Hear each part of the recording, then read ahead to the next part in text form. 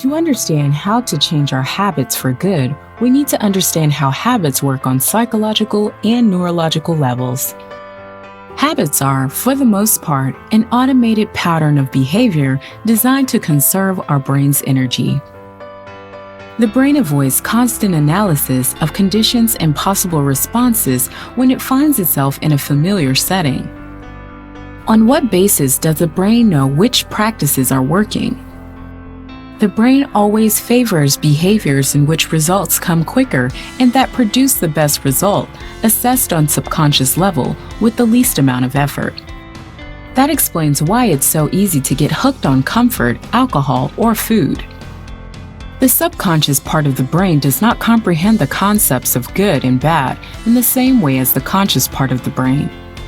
For our lizard brain, anything that saves energy is a good thing. For example, if we have two options, A, eat ready-made food in the cupboard, or B, think about what food we want, where to get the raw materials, how to cook it, and how long we have to wait for it to be ready. The animal in us always chooses the first simplest option. Why is this important to understand? Because we can gradually modify what the subconscious mind chooses. If we want to develop a habit that lasts, we have to figure out the way to make it as easy as possible to start and to lower the energy consumption of the desired behavior. Increase the benefits that come from that behavior. The same way, if we want to get rid of something, we should do it backwards, make it as hard to start as possible. Lessen the benefits we get from that habit. There are 4 important points in the psychology of habits that we are able to influence. If all 4 are used, it is possible to change almost any habit. Stimulus. What I see, hear, perceive, smell, feel. For example, the smell of food. Desire. The craving for that thing. For example, hunger. Action. What kind of behavior is triggered? For example, going to the fridge. Prize. How you feel after the act. For example, guilt or full satisfaction. When we know and have identified those 4 points for the habit we want to change, we have to make an action plan for every point. How? Circumstances and routines must be changed so that the desired way is obvious. A lot and easy stimuli in the right places at the right times, like a water bottle on your desk. Attractive. A stimuli that triggers the strongest possible desire. For example, a good tasting beverage. Easy. The habit is as easy to perform as possible.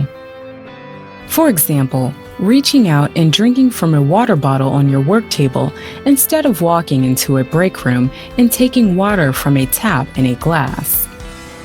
Rewarding. The psychological or physiological benefit should be as great as possible. For example, a refreshed and energetic feeling of being well hydrated.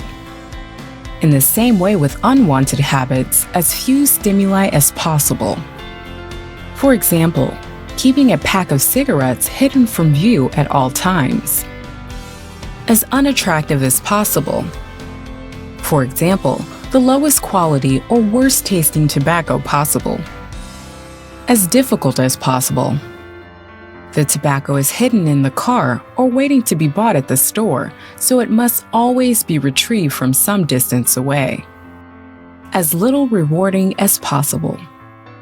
For example, the physical malaise that comes from smoking a strong and bad-tasting cigarette, or give $5 away for every smoked cigarette as a donation to the political party you don't support.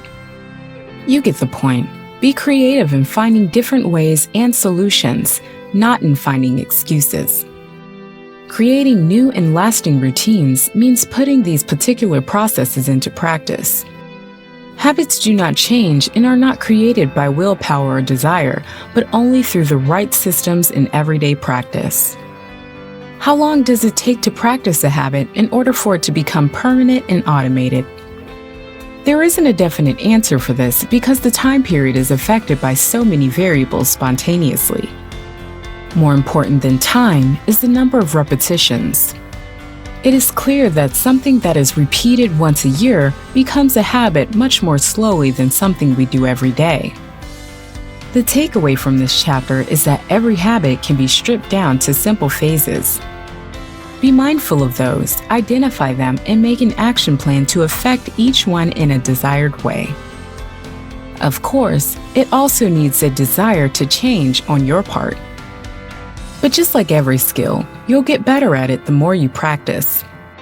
Just like one will get better in finding excuses why he or she can't ever change a habit up to a point that it actually becomes an impossibility in one's mind. So however hard it is, just take the first step.